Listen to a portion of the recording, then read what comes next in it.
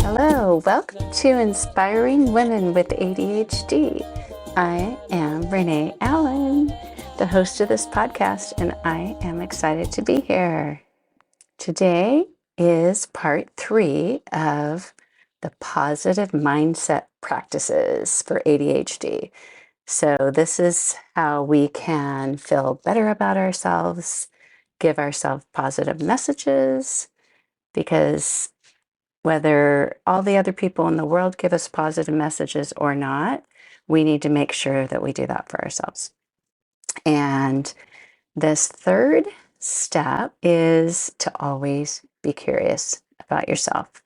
And so instead of judging, if you're able to observe, witness what's going on, and yeah, you're controlling what you do to some degree too, but instead of judging yourself or criticizing yourself, you are having a curious mind. Like, I wonder how things are going to turn out today, because we never know, even though we may make strides in our abilities, how we do in life, some days are better than others.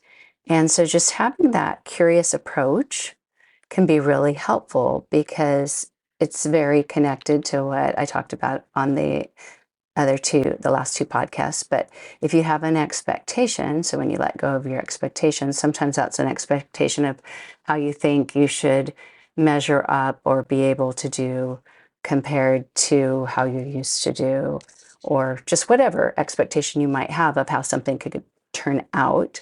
If you're able to let go of that, then you'll have a better time.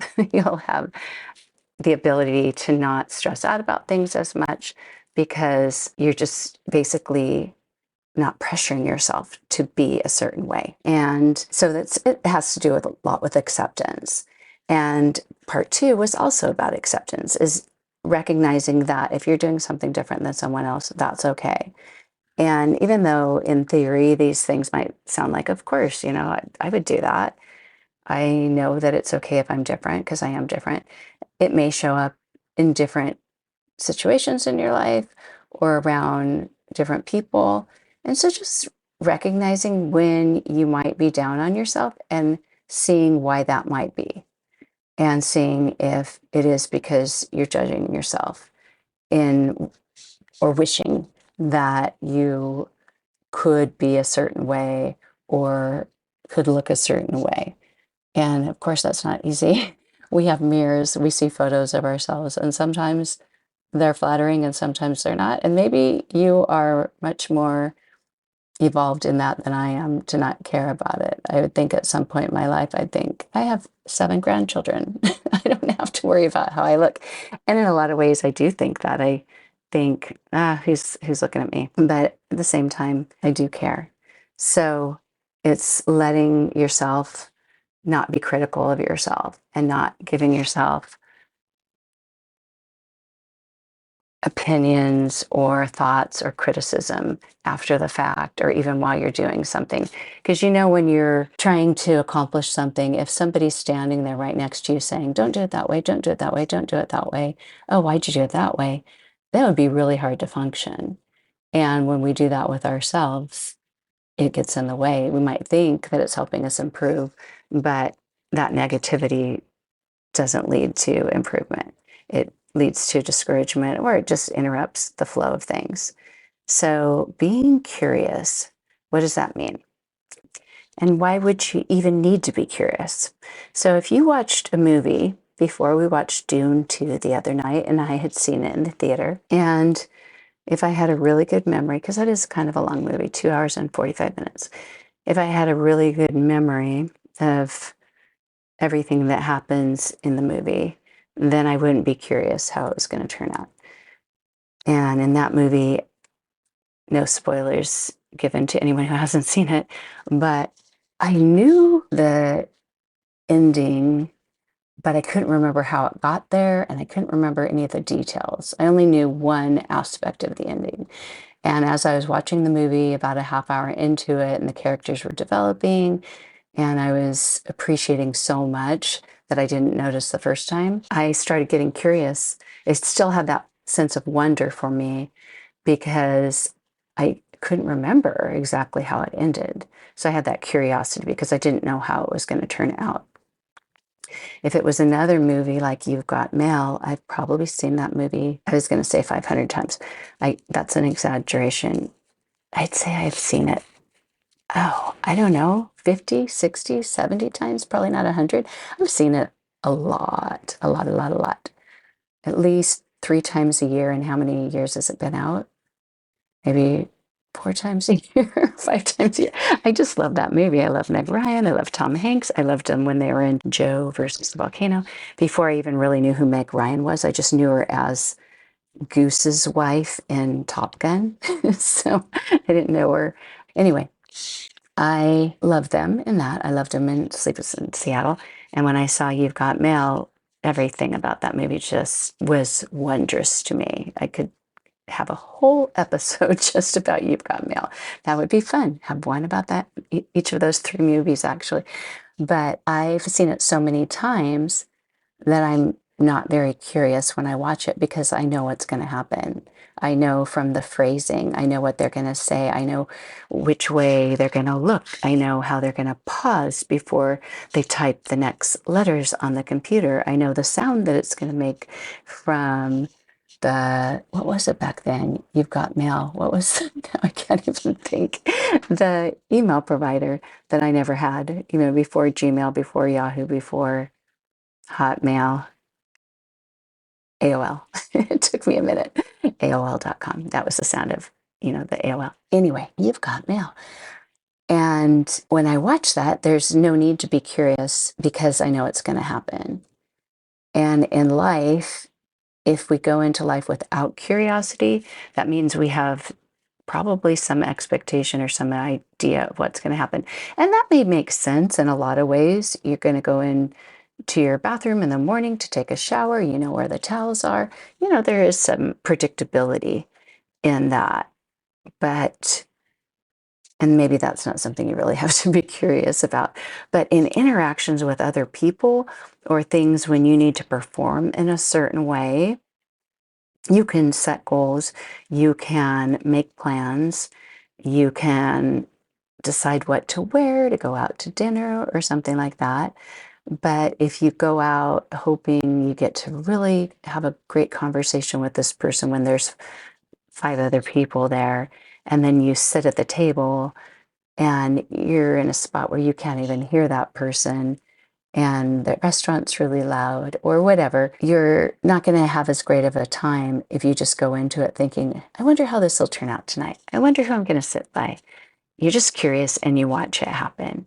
And that can help in enjoyment. It can also help when you're worried about a situation, an interaction, maybe a confrontation. I don't know if you have that part of ADHD or even that just in your personality of being empathetic, extra empathetic, empath, or just having that need to make sure the other person's okay and not wanting to have any conflict. You don't like drama, you don't want to argue. And yet there are times in life when you may need to have a confrontation. You may need to talk to somebody and let them know this isn't right, or this isn't what I want, this is what I want. You need to fight for yourself in some way, or fight for your child, just in that fighting mode, but not fighting, of course. Well, if you want to fight, you can fight, but I don't like to fight. So I wouldn't fight, but in that fighting mode of more like I need to defend myself, I need to stand up for myself, or I need to be on the offense, or whatever that is. That's more taking a stance. That's not as much of just the congenial conversation. You might actually disagree with that person. And if you're uncomfortable with that disagreement, you may shy away from it. You may not say what it is you really want to say. But if you're just curious and wonder, if I say this, I wonder what that person will say. And if you have that curious mindset, then whatever the other person says, you're not as reactive to it, or you're not in a place to have a great reaction because you're just curious what they're going to say. And you're just kind of going, oh, like you're watching a movie, like, oh, that's what they said. But if you just go into it with an expectation, with I hope they say this, I mean, of course we can hope, right? But if you're really just observing it, it really helps, especially if it's a scary situation. And I literally do that every time, like I'm watching a movie sometimes when I'm having a confrontation with somebody, because otherwise I get really scared. And so I go in and think, okay, this is what I'm going to say. This is what I need to do. And I wonder what they'll think. And then I learn what they think. And then from there, I'm in a calmer position to respond and probably have a better conversation and a better outcome because of that. And even if you've had a similar situation with this person before, and you think you know how it will go, you may be right, but people change. Sometimes their situation changes. Sometimes what happened right before you talk to them one day is different than what. So if you have an expectation and go into it thinking this will go the way it did last time, that might be right and might not. So even having a curious mindset with that could be helpful, because then you would think, oh, good, it happened the way it did last time. I was hoping it would. Or, oh, I had a different response this time. I guess that didn't turn out the same way, but let me see what I can do about it. And you're just in a less reactive state to be able to not necessarily win your position, but just have a more decent conversation with someone. And I'm not thinking that any of you are combative. Maybe some of you are, I don't know. But if you have that where it's hard for you to have confrontation, where you have more of that people pleaser in you, or even if you do get angry easier, it will help you not get as angry, to just kind of witness what happens instead of react to it. And then you can have a calmer mindset and maybe even accomplish what you want to in that conversation by not reacting in a way that is jarring to the other person. And those are just examples of more people interactions, situations, social situations, or maybe at work, or whatever it is that you're involved with, volunteer work, or interacting with school teachers if you're a mom, or if you're a school teacher, or if you're a principal. But another way to apply this is even just with things that you do. And sometimes what works for you, and I know I talk about this in so many different ways, but this is an example that I really love for yoga and anything that you do with your body.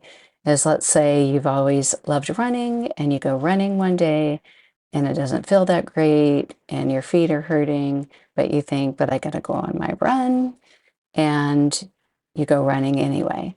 And then you end up with a dancer's fracture on your foot. I have a friend who did that. I'm not saying it was her fault for running on it when she shouldn't have, but she told me that's common for runners to get this fracture in the fifth metatarsal, I think. It's I've broken my right foot 3 times, and one of them was the dancer's fracture. And she told me that she got it just from running and the pounding on cement and that sort of thing. But if you have something that you want to work on or something that you want to do, and you just go and do it, and then you find that it's not working for you, but then you think, but I got to do this because this is how it worked for me before, it's got to work for me now, and you're not really listening to yourself or recognizing what's going on, your body can change from time to time. It can certainly wear down, and the same thing can happen with our minds. So if one day you're able to lay down on your couch and read a book, and you start your day that way, and you think, I'm going to read for a half hour and then I'm going to do this, and you can't get yourself to focus, maybe make a change. Maybe you think, I'll try reading in the afternoon instead, or I'll go to Starbucks where there aren't people around at home, but there's just strangers and I'm not distracted by the strangers. I like doing that kind of thing. I like going to, whether it's a Starbucks or any privately owned coffee shop, I love going into places like that to just have some quiet time, whether it's to get some work done on my computer or read a book or something, because I'm not distracted by any of the things at home or any of the people at home. I was talking to one of my daughters about this, and she said, not so for her. Because I said, did you do that in high school? I first heard about that when my oldest daughter, not this daughter, but my oldest daughter was in high school. They would have math study groups at Starbucks, and they'd all go there and do their homework together. And then when I was started teaching yoga and took this one course that a lot of yoga teachers took on developing your business and stuff like that, we would meet together at a coffee shop and just all work together. And that's that body doubling that I talked about a while ago. You know, we went together to do it and I could get a lot done. But I also found I could do that even without a side-by-side person because the distractions were different. And so I've had to learn over time that sometimes this works and there may be another day I go in there and it doesn't work. And so I have to be willing to make that observation, to cut and run, as they say, recognize when something's not working and try something else. Or maybe decide, I don't need to read a book today. I could do something else with this time. But just being willing to be flexible, and whether it's with some idea that you're convinced you need to pursue or do, or whether it's something that you need to get done or a certain way you need to do it. And I say this because I have a hard time with that sometimes is, I was planning to get this done. It was going to be all quiet. And then someone came in. Now, how can I do it? Can I still do it? Or do I need to save this for another day? And I'm sure you're probably good at this. I say I'm sure and probably all in one sentence, but you're probably good at this, at going with the flow and changing, but maybe not, because sometimes it's hard for us to stay on task. And then when we finally found a way that works and it stops working, it can be frustrating. But being willing to try something else can be really important because it can help us feel some more supportive. Because if you can't do something anymore that you used to be able to do, and you're frustrated with yourself, like, why can't I sit and read this book? I used to be able to read a book. Why can't I do it now? You could do different things to improve your environment, to try to focus on that book. Or you might think, you know what? I could choose a different approach. I could listen to an audiobook today, or vice versa. You used to listen to audiobooks on your walk. It's not working anymore. You switch to music. Anything like that, that you're willing to recognize whether something's working for you and be willing to make changes. Another way to look at it that I talk about it in yoga is using a Goldilocks approach. And it's not, I'm going to try this and try this only. And if it doesn't work, I'm going to try something else. And then if that doesn't work, I'm going to probably feel worse about myself. Then I'll try the third thing, because that happens sometimes, with a physical goal, that you feel that the second thing that you do is less than. It's not as good. You're giving up on your first dream, and now you got to do that instead. You were going to run a marathon. That's not working. Now I'll run a 5K. That's not working. Now, that kind of thing. But if you use the Goldilocks approach, Goldilocks didn't go in and say, I really want to sit in that chair. And then she sits in that chair. And how come that chair wasn't all that I hoped and dreamed? I used to love to sit in that chair and read. Well, I guess I'll try that chair, which seems silly now if we're thinking about Goldilocks, because why would one chair be so important? So the Goldilocks approach in yoga is so let's say it's pigeon pose and the front leg is bent, the back leg is long. And you might think, oh, I'll try this. Last time I did it this way, or let's try this. And you try 2 or 3 things, and then you choose the one that felt the best. And I love doing yoga that way. And sometimes I don't have any expectation at all. I just kind of let my body show me what works. And I think, oh, I couldn't have thought of that on my own. And then I'm really curious because my body showed it to me instead of my mind, and that may happen in your day, that you're used to making your bed a certain way. And then one day, your creativity comes in, you do this way and you think, well, yeah, I think I'll do that instead. Or maybe we probably do that a lot with creativity, actually. Maybe while I'm at it, I'll rearrange the furniture. One of my favorite things to do. Do you like to do that? I feel like rearranging the furniture, somehow it just clears your mind. You go in and it's like a surprise every time you go in until it becomes your norm. But anyway, just more things to kind of help with mindset. And they might seem like silly things or simple things, I don't know. But just thinking about that, however you can apply it, I try to apply it here or there in my life, in my day, to be curious. And it's a nice approach because, just think of somebody who's just watching a movie. It's just kind of fun to see what happens, right? And then at the end of the day, it's not as much of a, oh, that didn't go well, or I wish I would have gotten that done. It's more like, oh, that's what happened. And then you go to sleep and go to bed happy. Hopefully. That's all I'm hoping for, is that we can not go through life with it being as hard as it can be. It can be hard, huh? So anyway, I think this is going to be a shorter episode. What do you think? Somehow it got dark outside and it feels like I should go downstairs and finish it up. But thanks for being here. Thanks for being in touch. I have 2 more parts to the positive mindset. And if you think of your own, yours might be something that you want to add in. The next one I'm going to talk about is about gratitude. And that's an easy one to realize how it can be helpful. But we could always use reminders. I know I can. Thanks so much for being here.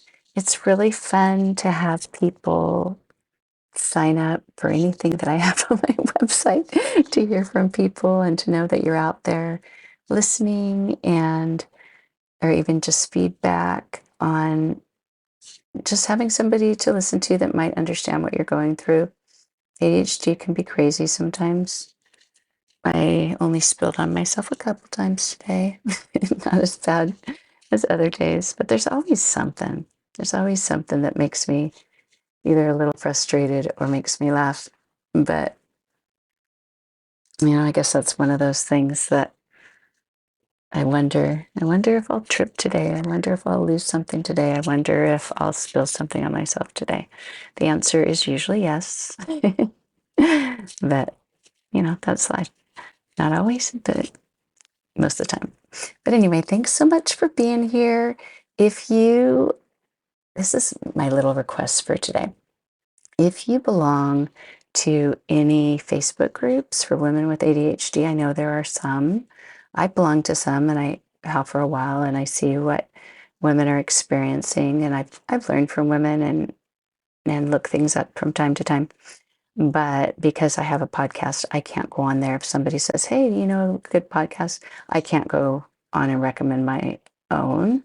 It's against the rules of any of those groups, because they're usually run by somebody who's hoping to promote something that they have out in the world, which is fine. I totally respect that. But if you have anyone that you can tell this podcast about, whether it's in a group like that or a friend, I've gotten a few messages from people who say, I told my sister about your podcast, or I told my daughter to listen, and it makes me really happy to know that this might be helpful to someone. So if it's helpful for you, or just enjoyable, or just helps you get something done because you have somebody to listen to, that's fine too. But anyway, spread the word. I'd love to be in touch with more people, whether I just feel like, oh, good, what I'm saying is reaching somebody, or hearing from you.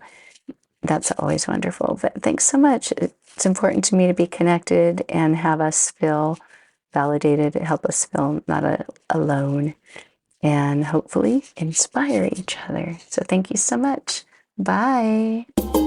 Double chins, rubber ducks, squeaky cheese and paper cups, applesauce, Superman, rocket ships and Peter Pan, boogie boards and parachutes and soda cans, jumping jacks and pillowcases for my hands, Donald Duck and fire trucks and Pokemon, Santa Claus and Johnny Depp and Donkey Kong, chocolate chips and zippers and some 914, little children jumping on the trampoline, model trains and passing lanes and super glue, tangerines and magazines and kangaroo.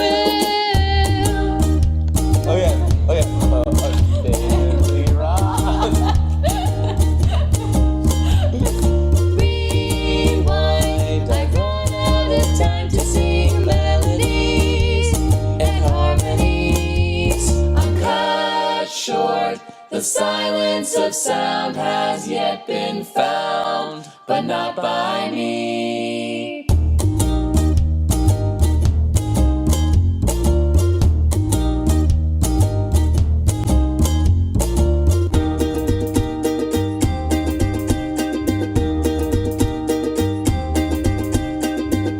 I buttered my toast, spread on some grape jelly.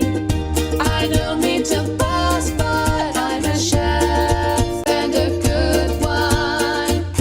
My grandma can't hear me. The breakfast is done, and I'm getting colder, ever older, so I run. Open windows, broken shadows. Frozen dreams are left for tomorrow. Without a cause, no time for a pause.